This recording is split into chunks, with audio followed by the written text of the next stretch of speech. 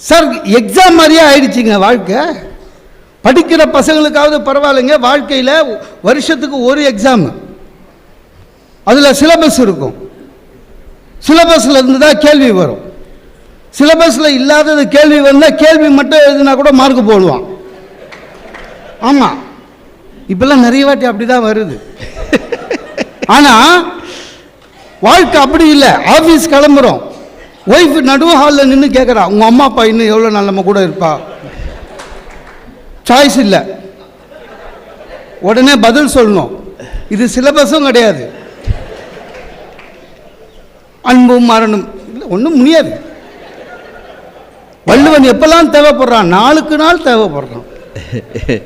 ஏதோ ஒன்று மதிப்பிட்டு ஆஃபீஸுக்கு போயிட்டு சாயங்காலம் வரும்போது நட்ட நடுகாலில் அம்மா நிற்கிறாங்க, உன் பொண்டாட்டியை கொஞ்சம் அடக்கி வைடான்றாங்க.